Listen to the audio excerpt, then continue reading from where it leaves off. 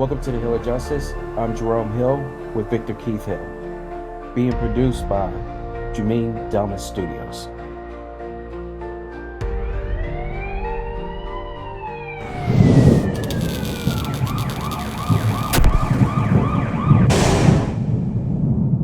Welcome to the Hill of Justice. My name is Jerome Hill. I'm here with my co-host, Victor Keith Hill. Today, we're going to talk about a disappearance that is catching a lot of attention right now. And let me go ahead and give you some of the backdrop, and then we're going to play a video. On March 6th, around 4 a.m., Sudiksha, her friends, along with two men that they met at the resort, went to a beach at the Rio Republica Hotel. Surveillance footage shows the group together until about approximately 5:55, but I want to get some of the insight from Keith in regards to this video. So can we play the video real quick? Tonight, we're getting a look at the last known images of the Pitt student who disappeared while on spring break in the Dominican Republic. A Dominican media outlet called Sin News obtained this video that supposedly shows 20-year-old Sudiksha Konanki with her friends and two other men walking to the beach in Punta Cana early Thursday morning. She was reported missing later that day. Officials say more than 300 people are now involved in the search efforts. The Dominican Republic National Police says they're forming a high-level commission. It's going to oversee the case. The investigation also includes the country's Attorney General's office and the FBI. Brother. Yes, sir. A tragedy all the way around. Give me some of your initial thoughts. Well,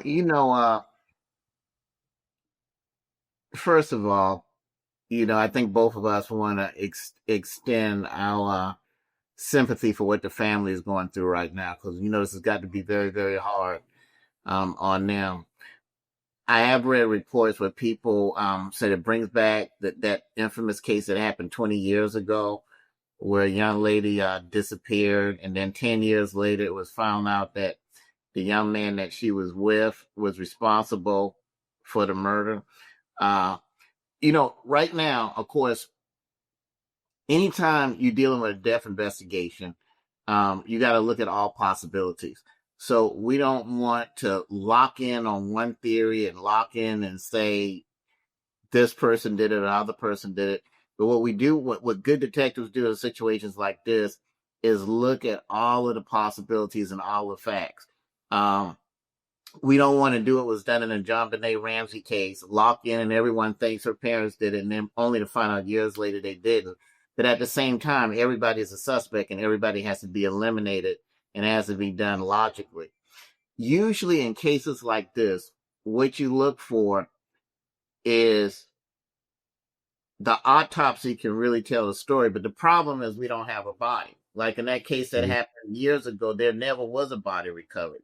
Well, what do we look at in a case like that? Well, the first thing you look at is there water in the lungs? Because if a person drowns, there's going to be water in the lungs. Anytime we pulled the body from the water and there was no water in the lungs, we knew that person was killed or died before they were put in the water. So that's one of the main things that we looked at when I spent my decade in homicide. But without a body right now, all we can do is speculate. I will say it is suspicious. And sometimes things are suspicious, but that doesn't necessarily mean that something happened a particular way. It was very suspicious to me that a wave came and took one person and didn't take the other. And that's the way the initial story read. But go ahead. Yeah, that is how their initial story read. But, even when I'm taking a look at the case like that, I have, from what I understand, she stands about 5'3", very slight woman. So there's a possibility. And just to give the audience a little taste, because I've been down to the island many times, especially in that area, until about April of the year, those waves come in very, very hard into the island. The reason being for it is you got the trade winds coming up there, and you are going to get some terrific waves coming up there. In addition to that, geographically, where the Dominican sits, you are going to get the strongest side of the Atlantic Ocean. And that's why you have those issues. And I don't know if a lot of people know this, but it is kind of rocky out there. So if the body did wash away, um, initially and got hit by a wave, it could be stuck in the rocks somewhere. I hate to say that. There's a possibility of that. But the likelihood is that with those waves too, the other train of thought would be, guess what? It would wash us ashore because that's how strong the current is coming onto the island. So it brings an air of mystery onto this. On top of it, that this guy's changed his story 3 times already. And I think that there might be some issues with the information that's coming out too, because I've heard also that her clothes were missing and her clothes were discovered onto the chase that was on the beach a little bit further down from where she disappeared. But then I also heard conflicting reports that that's not true. So, as you said, Right. there's some, so make You're sense out of absolutely that. right, and that's the problem with mainstream media. We can't really depend on them to give us accurate facts. Some of that 50% or more is their fault, and the other 50, and the other percentage is sometimes bad information just comes in. So we're right now we have to speculate based on what they give us, and they're probably the most undependable source in the world. But Mhm. I think another thing that you brought up some interesting points here. Also, what you want to look at is this. Usually if you're in a situation where you just lost a person in the water, once you come out that water, it would seem logically that you would immediately run and get help and say, hey, she's out there. Can we get emergency people out there? So that's suspicious. Is that enough to say absolutely positively that he was involved? No. But as an investigator, that would make me I would need a whole lot to eliminate him as a suspect before I could move on to the other causes, which could be an accident, accidental drowning. One thing is my common homicide was spent around lakes. I'm inland. We're here in Atlanta, so I never had to deal with moving water. It was always lakes. And one thing that a lot of people don't know is usually when a person drowns in a lake, they sink straight down. Right. So Hmm. when we respond to a scene like that, if a person can remember about where it happened at, then the divers usually stand a good chance of finding that person because they sink straight down. And just like they sink straight down, as the science happens and the body begins to change compositions and the bubbles come in or whatever, the body pops right back up, right about in the same area that they sank. That we're talking about still water. I've never worked a homicide at a beach because my whole time in homicide was dealing with strictly with lakes. So, you're talking about current tides. So those type of rules change there. Hmm. Hmm. But, those are the two main things. Anytime I responded to something dealing with a lake, the two things I was concerned with is like earlier, is there water in the lungs? And can we determine exactly where the point of the drowning took place? Because Sure. that right there is where our crime scene is, or where the underwater experts have to come into play as far as collecting evidence.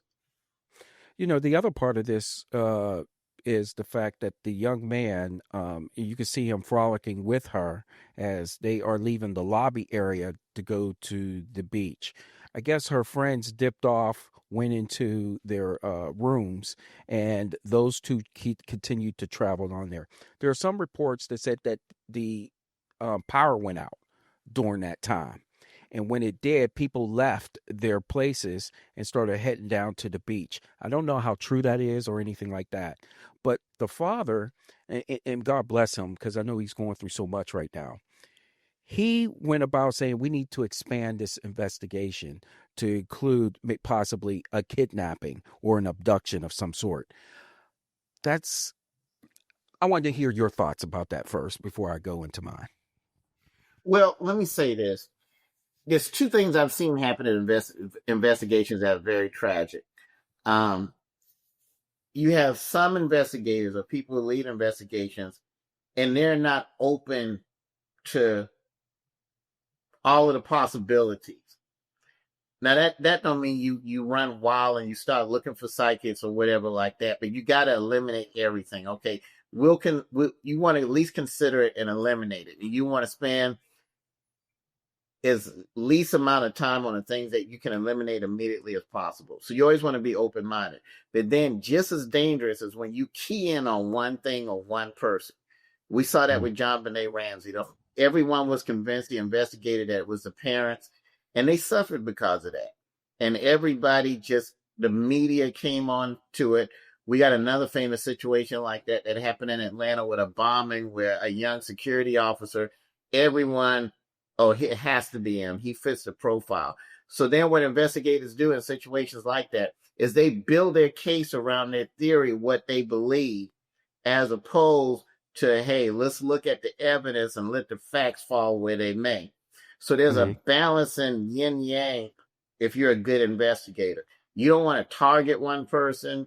And, we've seen that. I've lived through that where you become the target. We're just going to find a crime and make one up on you no matter what Mhm. because we want you. Or you can Mhm. look at an investigation and see, okay, is it a crime? Is there something there? And where does the evidence lead? So two different Right. types of investigations, and both of them, if you go too far to the left or too far to the right, you're a bad investigator. If you don't Right. look at all of the facts and consider everything, you're bad. And then if you hone on one thing and one person and that's it, I believe it, and I'm not going to investigate anything else, and I'm gonna find a way to put it on this person, that's even more horrible because not only do the wrong person suffer, but you don't find out who the real perpetrator is at that point. Right. Right. So one of the things that are complicating this investigation, and I'm sure they're thinking about it, is that on the day this happened, you know how many people leave early to go to the airport that were there in that club that they could be interviewing, and now they're in places all over the place where you're going to have to get law enforcement from other jurisdictions, whether it be in the U.S., Canada, and God knows where else. You got to talk to them, to see exactly about who recognize who these people are, if they can recognize it, and then from there, did they see something out of the way or just see anything at all? So you got some complications there, being at a resort, that a lot of people come to, and then you're talking about young people on top of that. Absolutely. What they're going to have to do at this point, no doubt, is send out a message through social media and all other means that if you were in this area at that time and you saw something, please contact us. And something this serious, they may have to either fly out investigators or have investigators here with the FBI go and do the interviews for them to see if they got any pertinent piece of evidence. But one thing that I would focus on, if I was the lead investigator of this case and I was supervising the detectives, the one thing I would do is I would polygraph this young man. I would offer him a polygraph, first get his story and see exactly what he says. Outright ask him, did you do anything to her? Because a lot of times people fail to ask that in investigations. And then after that, give him a polygraph and see if there's any deception detected. By getting his story and doing that, if he is innocent, if he has nothing to do with it for real, that can zero down to the nucleus of this case because he's the last person seen with her. So he's either the suspect or the man, or he needs to be eliminated so we can immediately figure out what happened. And Yeah. perhaps even figure out if what he's saying is true. The one thing that strikes me, especially during spring break, that especially with young people, they're up at all hours of the night. And you're going to tell me that nobody was on the beach during that time, that there wasn't, other than them, they were the only souls on that beach. I mean, I travel a lot, and I go to these places, and to a lot to these resorts, and there's always something there's always something going on, or you have security walking the beach, at those resorts. um that it's just, it adds to the mystery, it adds to the confusion of what it could be. I'm just of the opinion as of right now that, all things, I'm at the opinion, of course, she's no longer with us, she's unalive. um However, we're zoning in on the manner of death at this point in time. And why do I say that, Keith? This is why I say that. You got cameras all over that resort. Nobody's coming and taking a body unless you put it into a bag and walk it out that resort with that body. Okay. Um, you got people all over the place. You got custodians, you have janitors, you have people prepping for the next day, or for the morning hour, and taking care of the property in itself. That's going to be a hard push on my end of it. The only plausible, and I'm just saying that very loosely, the only plausible way is the ocean. That is the most unsecure area of the resort, bar none. Everything else you can account for on the resort, beachside, going inland, but you can't account for the ocean. Yeah, yeah. I think that's a very logical deduction because if she walked away from there or if somebody carried her away from there should be some type of video of that. Even if, and I don't want to get too far out there, but I once had a murder situation in my county when I was sheriff where a person dismembered somebody and the reason they do that is it's too hard to carry a whole body. So Mhm. that's why they do that. But if they don't have video footage of somebody carrying something from that direction and that type of equipment like he had wouldn't be there anyway. He actually had to have the type of equipment that it took to dismember. So it's very unlikely. You're right. She's probably, unfortunately, more than likely deceased and somewhere in the ocean, more than likely, or there should be some video footage of that. I think one thing we need to address is, now they're putting articles out there saying, is it safe for young people to travel? Should they, in light of what happened 20 years ago, what happened now? I think the main thing we need to do, okay, you can't tell young people to stop traveling, but I do believe that they should be advised to use some wisdom. And if you go in a group, stay in that particular group because by leaving her alone out there, and I'm not criticizing them, I'm sure they thought nothing of it. She's having a good time. She met a young man. But if you allow one person to stay alone with somebody you know absolutely nothing about, they're vulnerable at that point.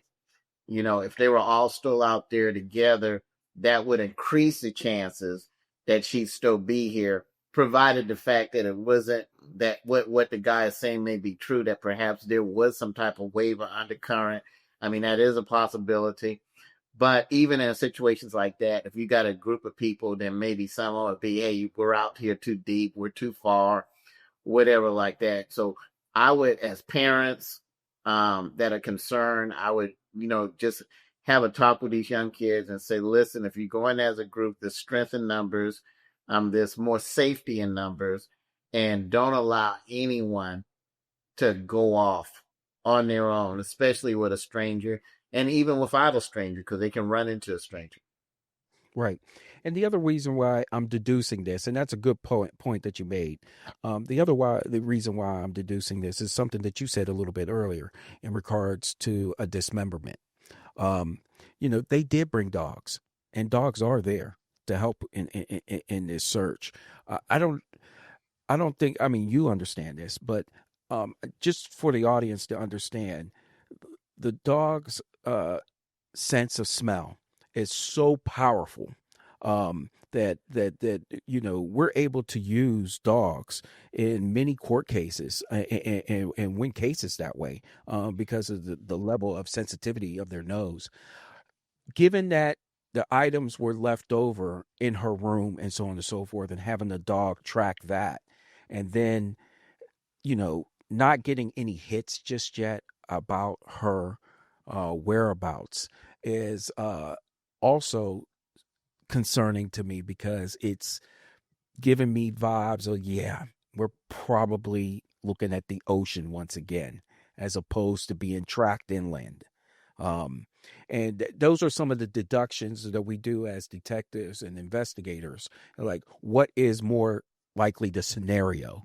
We want to leave everything open for sure, but could there be a theory? And what is the practicality of that theory. No, well said. I'm about to say, brother, for a narcotics officer, maybe you should have went to homicide because you're covering those cases pretty well. But let's get back to those dogs. You got bloodhounds, which can get the scent from persons' items and then track, and they're very good. They're very good. But also remember, there's cadaver dogs that we used to use. So a cadaver dog is trained to smell a deceased body. Let me tell you how good they are. We had a missing woman that we were looking for, and the cadaver dogs hit at a particular location. We had that location dug up, and there was a dead animal buried there. It wasn't a person, but it was a deceased body. So when they hit, something was there. Something was there deceased, but it turned out it wasn't a person. For some reason, someone chose that particular area to bury their pet. So, if they brought a combination of bloodhounds and a combination of cadaver dogs, that pretty much eliminates her alive or deceased leaving the beach area, going anywhere else, in addition to the cameras. So you're right. Correct. Right now, to recover her body, there has to be a effort in the ocean as far as the recovery of the body. I sincerely hope they find her remains for for obvious reasons. The family needs that for closure, so that they can honor her. But as detectives, it's very, very, that's the most in a homicide investigation or any type of death investigation. Because there's only 4 causes of death when you're doing death investigations: either homicide, suicide, accidental, natural, and then there's that 5th out there that's unknown, which is what we're dealing with right now. But in order to make a real determination, the body becomes the nucleus of evidence in death investigation. And then that autopsy can tell us so much. Yeah, and those. Let me go ahead and say this too, and that's just to piggyback off of, you know, a lot of people who are put in vulnerable situations, particularly they're trying to have fun at these resorts and so on and so forth.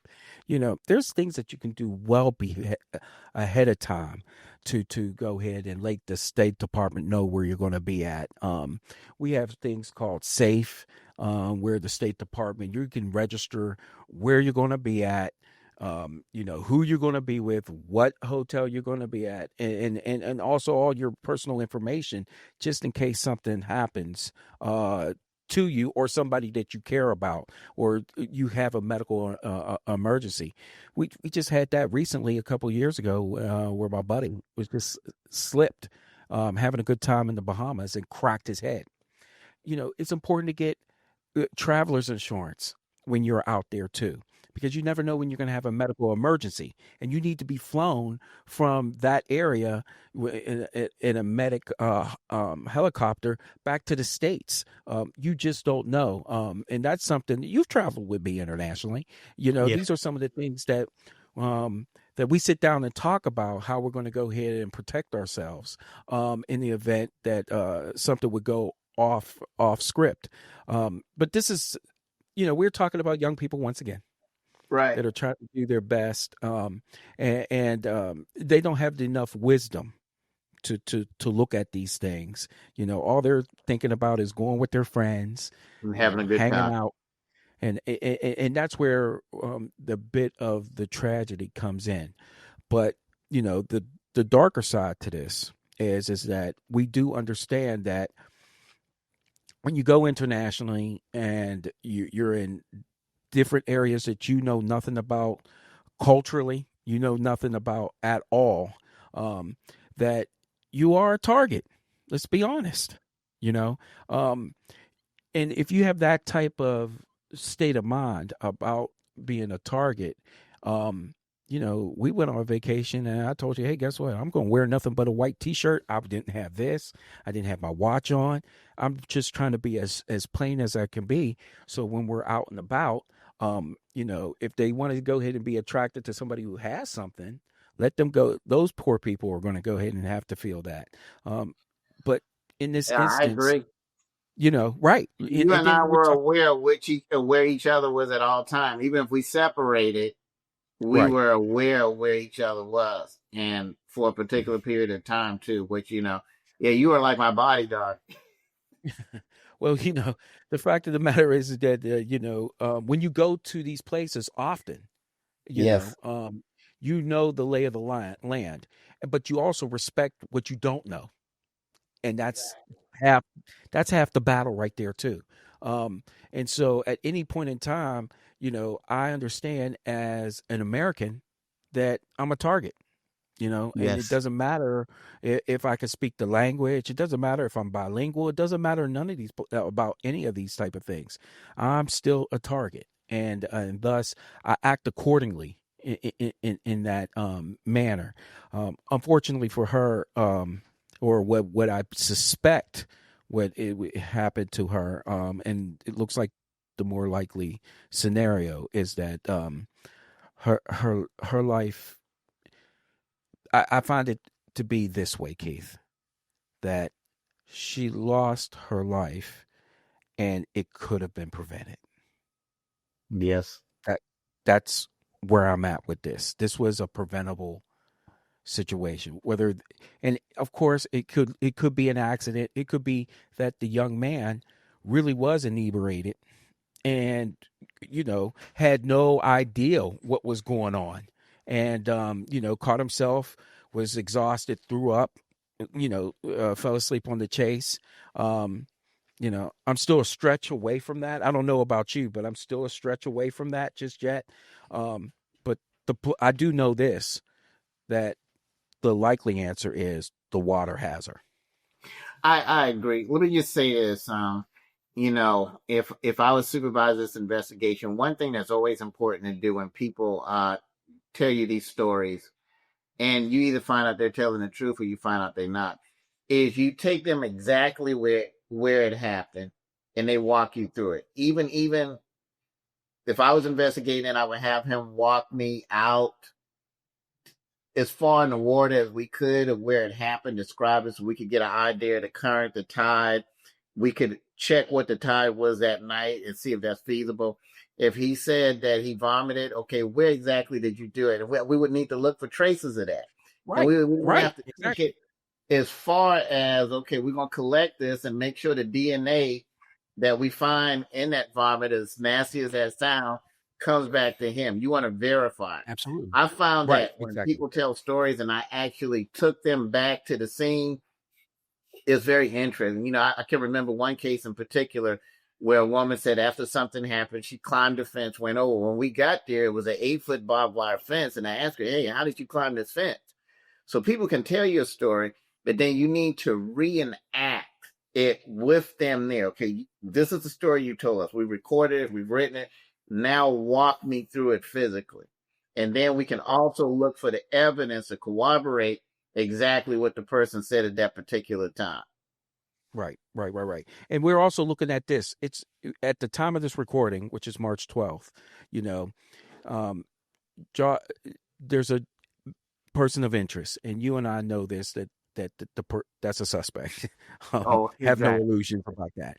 And for Right. them to publicly say that, get some ominous tones on that too. So um, that's a bit concerning because they put his full name out there. Joshua Robb is what they is the person of interest. So, what's your thoughts on that? Well, let me say this real quick. Two things. You got to be very thorough. You got to look at his background. You got to do exactly what I said.